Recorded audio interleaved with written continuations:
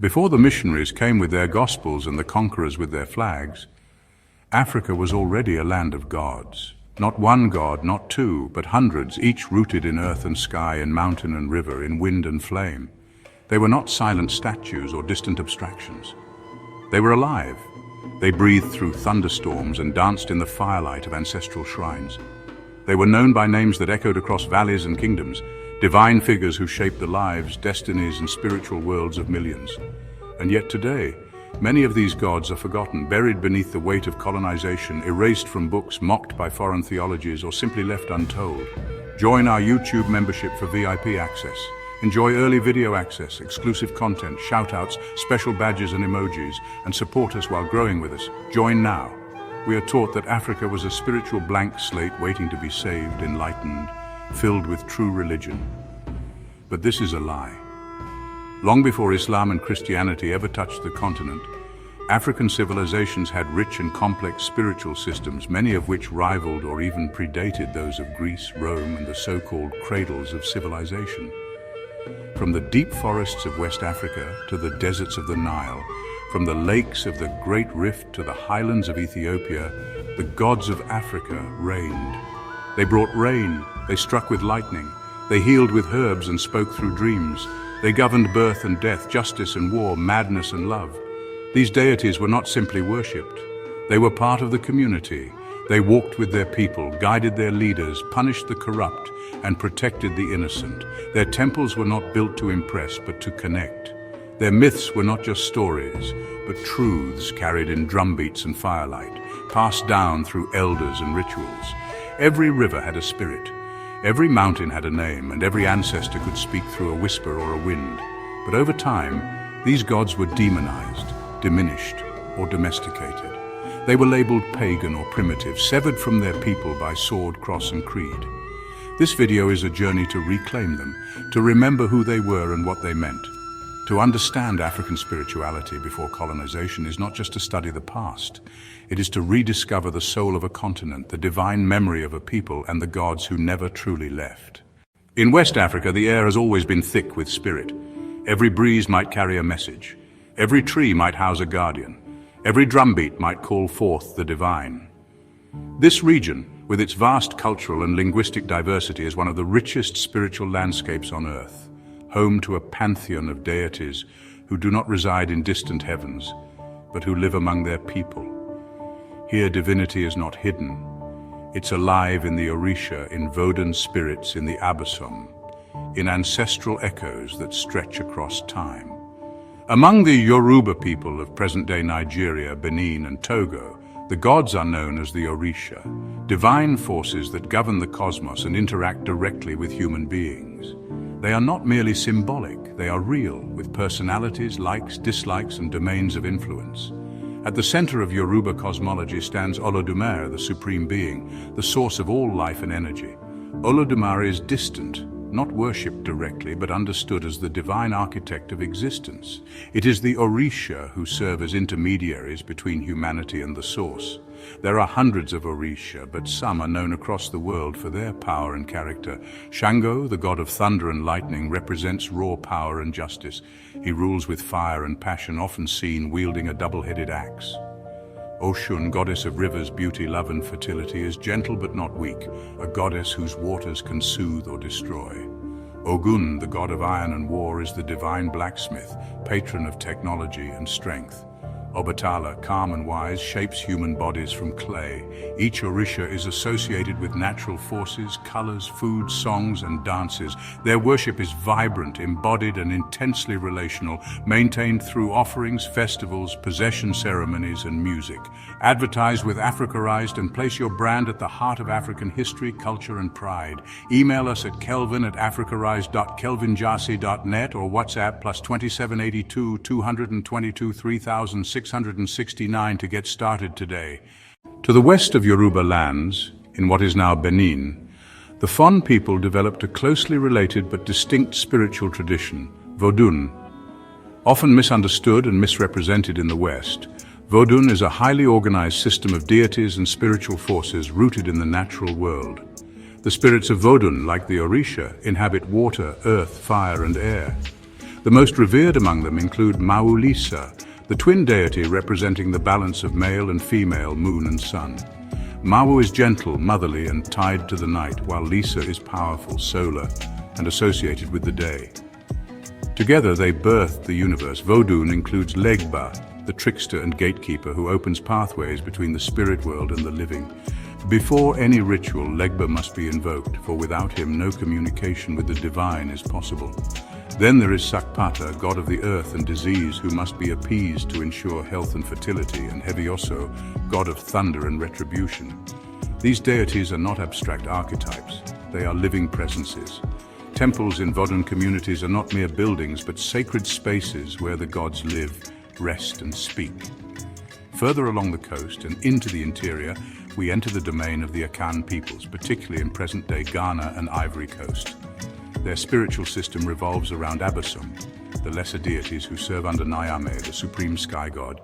Nyame is all-encompassing, omniscient, and the source of all spiritual power.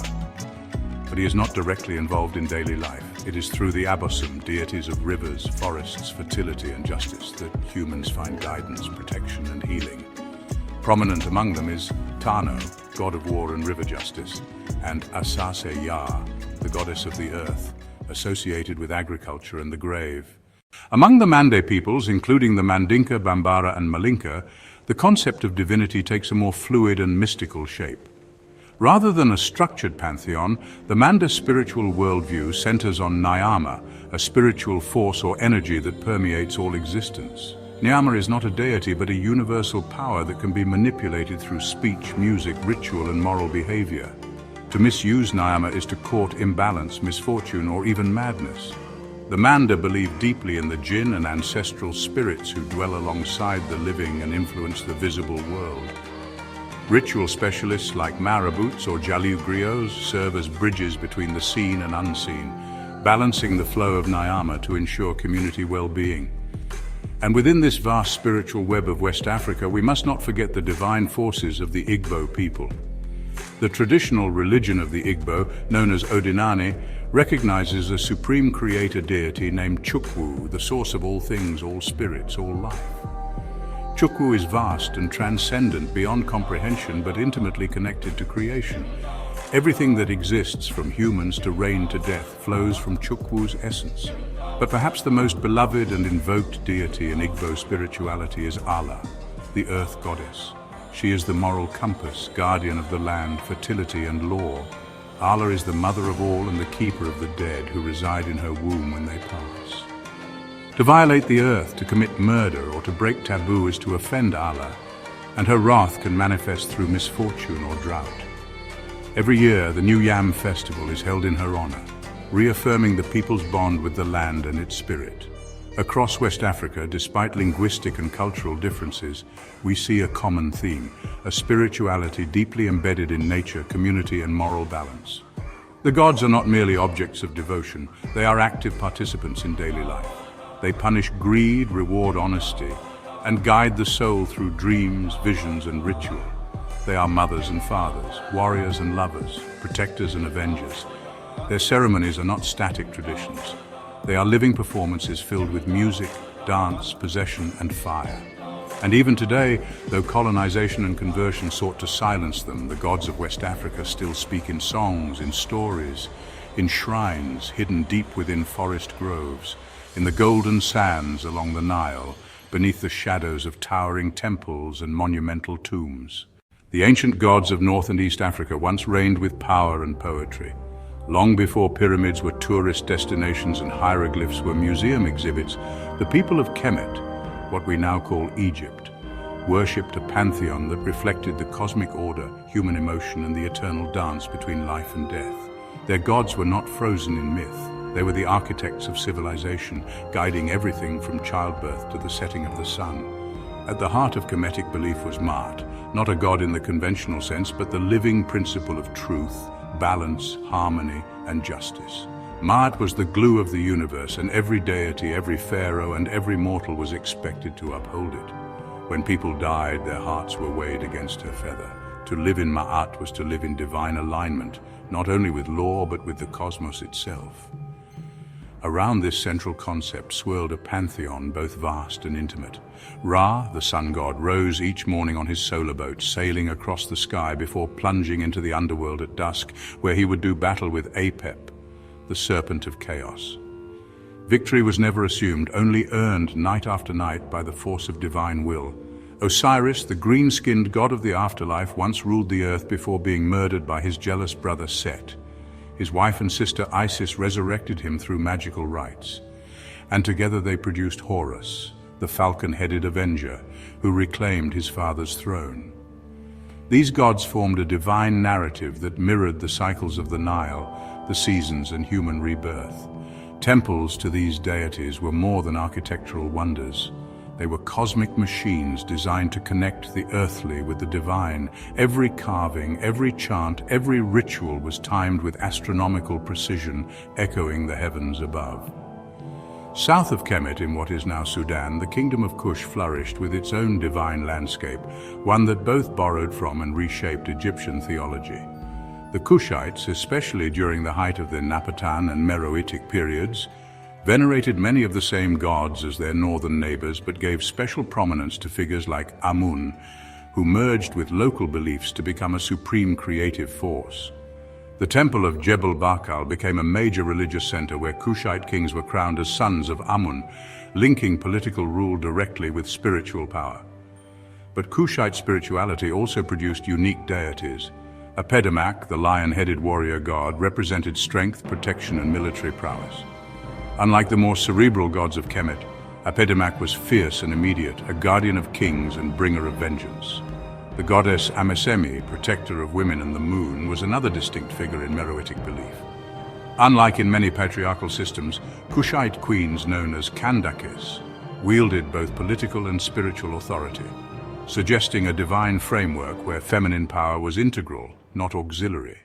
As we move east into the Horn of Africa, the ancient kingdom of Aksum emerges, a powerhouse of trade, culture, and early spirituality located in what is now Ethiopia and Eritrea.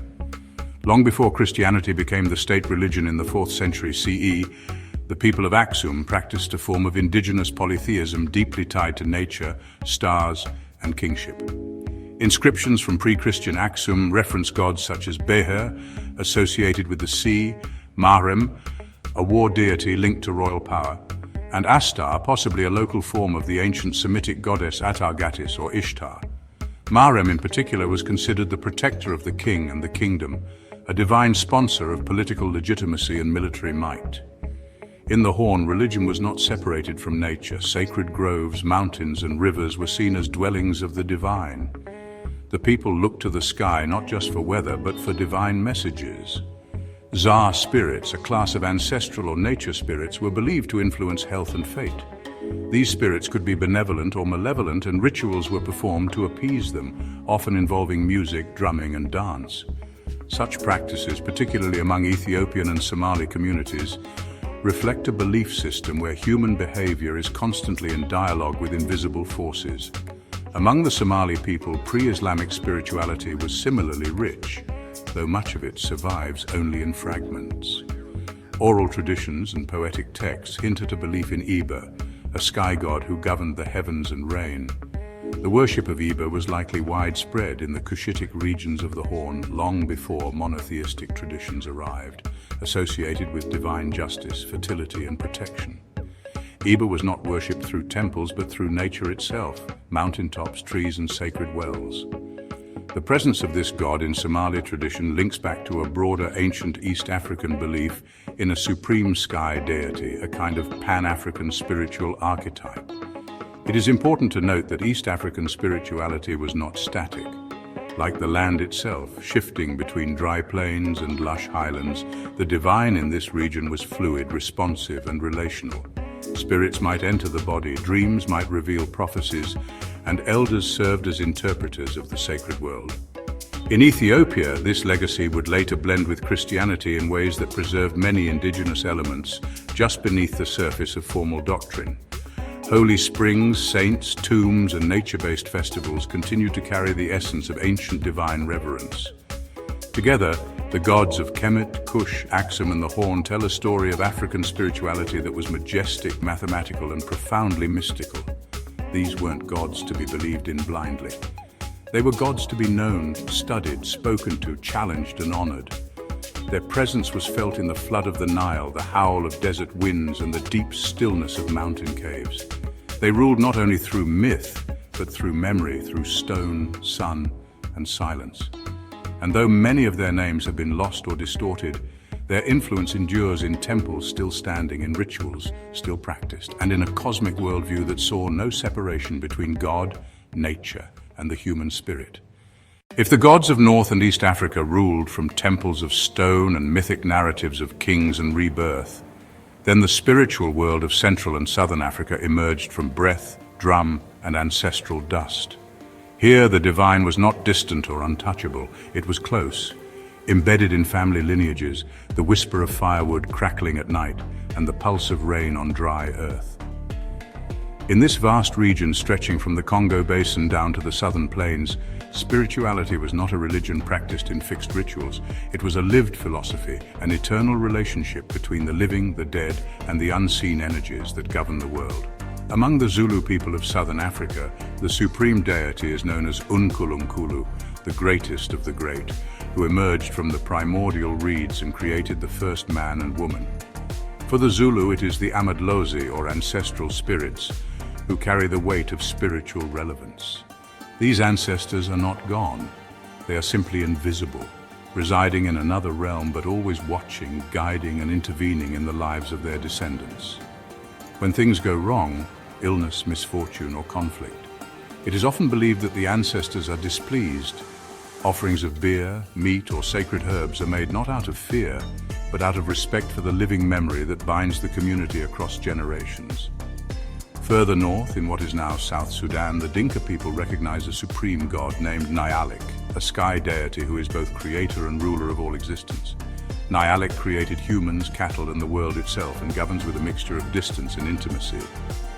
But more often, spiritual life among the Dinka revolves around cattle, sacred beings that are not only economic necessities but also spiritual connectors. Each cow has a name, a song, and a place in the social fabric. Through the care of these animals, the Dinka maintain their bond with the divine and express their gratitude for life itself. In the Congo Kingdom of Central Africa, spiritual life centered on the concept of Nzambi-Mpungu, the creator god who fashioned the universe and then receded, allowing the world to unfold through a balance of spiritual forces. Nzambi-Mpungu is accompanied by Simbi, lesser spirits associated with nature, water and ancestral power. The Congo cosmology was visualized through the Dikenga, a sacred cross symbolizing the cycle of life, death and rebirth. Each quadrant of the Dikenga represents a stage of life, the journey of the soul. In this circular understanding of time, death is not an end, but a movement to another phase of existence, one where ancestors become guardians and teachers of the living. To the west of the Congo Basin, the Lozi people of what is now Zambia and Angola hold beliefs anchored in the creator god Nyambe, who made the earth, the sun, the animals, and the first humans. Nyambe once lived among people but grew weary of their violence and disobedience, retreating to the heavens. The divine withdraws not out of indifference but to allow humans agency.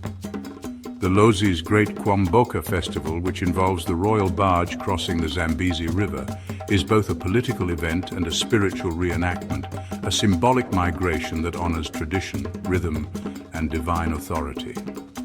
In the San traditions of Southern Africa, among the oldest continuous spiritual systems in human history, the divine is not an external being, but a force present in every part of the environment. They speak of Shu, a high god who created the world and gave it its patterns.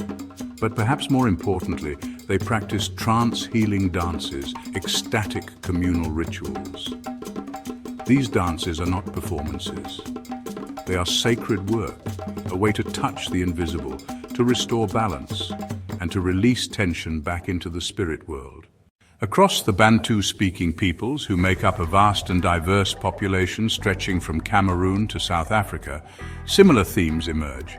Most believe in a supreme being, often referred to as Mulungu, Nyame, or Lisa, depending on the region. This god is typically understood as remote, a creator who initiated life but entrusted its maintenance to spirits, nature, and ancestors. Ritual specialists such as nganga or sangomas serve as intermediaries, diagnosing spiritual disturbances and offering remedies through herbs, charms, or spirit possession. Divination methods, from throwing bones to interpreting dreams, are common tools for navigating the unseen. Illness, infertility, or misfortune is not viewed as random but as a signal from the spiritual world demanding attention and response. Despite regional variations, one thread binds all these traditions: the centrality of ancestors and the continuity of life after death. Ancestors are not merely remembered, they are active participants in family politics and fate. They protect, punish, advise, and even dream through their descendants. In many Central and Southern African cultures, to disrespect the dead is to invite disaster, while to honor them is to ensure prosperity, healing, and spiritual harmony. These belief systems did not require scripture or centralized temples. They were lived through ritual, song, sacrifice, and oral transmission. They adapted to change, absorbed local variations, and responded to the rhythms of the land. They emphasized balance between the visible and invisible, the living and the dead, the human and the animal. And they taught a profound truth, that the world is full of presence, and that nothing, not stone, not river, not silence, is empty of spirit. As colonization and conversion spread, many of these traditions were repressed or recast as superstition, but they did not vanish. They went underground, folded into Christian symbolism, or carried across oceans in the memories of the enslaved. Today, across Central and Southern Africa, these traditions are being reclaimed, remembered, and reawakened, not only as heritage, but as truth. When European missionaries arrived on African soil, they did not come merely with Bibles and rosaries. They came with an agenda, one that saw African spiritual systems not as sacred, but as savage, not as faith, but as fear. In the eyes of colonial rulers and Christian evangelists, the gods of Africa were obstacles to civilization, dangerous relics of a people who needed saving. Conversion was not just a matter of theology, it was policy, warfare, cultural conquest. And in the process, entire worlds of meaning were dismantled. The gods who once ruled rivers and guided kings were now labeled demons. Ancestors became evil spirits. Sacred drums were silenced. Shrines were burned. The old ways, thousands of years in the making, were mocked as backward and erased from schools, law, and history. Yet African spirituality did not die. It adapted. It survived. Often it transformed under pressure, folding into new forms that masked the old gods in new names. This process, known as syncretism, became a powerful weapon of spiritual resistance, a way for enslaved and colonized Africans to preserve their gods beneath the surface of colonial religion. In the Caribbean and the Americas, where millions of Africans were forcibly taken during the transatlantic slave trade, the gods traveled with them, not in temples, but in memory, song, rhythm, and ritual. In Haiti, the spirit systems of West Africa merged with French Catholicism to create Vodou. The Orisha became the Loa, divine spirits who ride their devotees during trance. A Catholic saint might represent a traditional god, 𝒂𝐴𝐴𝐻𝒂𝐴𝐴𝐻 Oshun. Baron Samedi echoed ancestral death spirits. Catholic altars became coded maps to divine pantheons that had survived the Middle Passage. Rituals of possession, drumming, offering, and invocation continued even under the eyes of plantation owners and priests. In Vodou ceremonies, the old world was reborn with the same gods now hidden in plain sight. In Brazil, enslaved Africans created candomblé, a vibrant spiritual system rooted in Yoruba cosmology, but shaped by the rhythms of the Atlantic world. The Orisha were honored with ritual dance, sacred drumming, and richly adorned altars. Each Orisha was associated not only with natural forces, but with colors, foods, and Catholic saints. To outsiders, it looked like Catholicism. To insiders, it was an unbroken continuation of African divinity. In Cuba, similar dynamics gave rise to Santeria, where the Orisha were again renamed but never forgotten. Shango became Santa Barbara. Ogun was masked as Saint Anthony. These were not conversions, they were survivals. Back in Africa, colonial pressure also transformed traditional religion. Missionary schools refused to teach African spiritual beliefs, often punishing children who practiced ancestral rituals. Governments banned public ceremonies. criminalized possession rituals, and destroyed sacred groves. The gods were not only marginalized, they were criminalized. And yet the gods still found ways to speak, in hidden shrines, in midnight songs, in whispered prayers to the river. They remained. African people continued to consult diviners, honor ancestors, and make offerings. Even as churches rose above villages and European names replaced African ones, some responded with blending, creating African independent churches that fused Christian symbols with indigenous practices. In places like Nigeria, prophets began speaking of visions not unlike those of ancient diviners. Healing, spirit possession, and ritual music all returned in new forms. Churches like the Aladura movement retained deep connections to spiritual heritage while navigating a Christian framework. In South Africa, Zionist churches incorporated sacred water rituals, trance healing, and prophetic dreams, all central elements of African cosmology dressed in Christian robes. Even among those who fully converted, the old spiritual intuitions never completely faded. In times of crisis, many would still return to the elders, the spirits, the ways of their ancestors. A sickness that Western medicine could not cure might send someone back to the shrine. A troubled dream might call for the guidance of an oracle. Death was never final. The dead still walked, still watched, still required care. The relationship between the visible and invisible remained intact, even if hidden beneath layers of colonial shame. Celebrate African heritage with Africarized. Explore our collection of inspired apparel, home decor and accessories. Wear pride, embrace culture, and support creativity. Shop now using the link below. Today, we see a resurgence, a reawakening of African spiritual consciousness. Across the continent and the diaspora, people are returning to the gods of their ancestors. Young Africans are learning the names of Orisha, Abosom, Vodun spirits, and ancestral deities once forbidden. Scholars are translating ancient texts. Artists are reviving sacred symbols. Social media has become a platform for digital priests, spiritual educators, and cultural historians. People are reclaiming names, languages, and rites once deemed forbidden. This is not nostalgia, it is reclamation. It is spiritual survival, not in ruins or relics, but in renewal. Colonization sought to destroy African spirituality, but it only scattered it. And like seeds, these traditions grew in the cracks. The gods were never truly gone. They waited in drums, in dreams, in rivers for the moment to return. And now, with each name spoken, each ritual reborn, they rise again, not as shadows of the past, but as living forces in the present. Their survival is not just testimony to their power, it is testimony to the resilience of the African spirit. What does it mean to forget a god? To walk past a river and no longer bow your head? To see the stars and no longer know their names? To speak a language stripped of its prayers? To bury your dead without the rites that once opened the path to the ancestors? The colonization of Africa was not only a conquest of land and labor, it was a conquest of spirit. It replaced sacred mountains with mission schools, ancestral altars with pulpits, and gods that spoke in thunder, dream, and drum with quiet, distant figures imported from far away. But the story does not end there. The gods of Africa were never truly gone. They were silenced, yes, but not erased. They retreated into memory, into story, into the private spaces of grandmothers' songs and hidden altars. They were carried across oceans in the minds of the enslaved. They took new names, hid behind saints, whispered through rituals, outlawed and ridiculed. And now they are returning, not with rage, but with remembrance. In the rediscovery of Chukwu and Allah, of Oshun and Shango, of Nealik and Nzambi, a spiritual renaissance is rising. It is not just the revival of old gods. It is the recovery of a world where spirit flows through everything, where ancestors walk beside the living, where the earth is not resource but relative. To remember the gods of Africa is to remember that African civilizations were not spiritually empty before the arrival of Islam or Christianity. They were full of cosmologies, philosophies, rituals, ethics, and deep reverence for the mysteries of life. These were not fragmented tribal customs.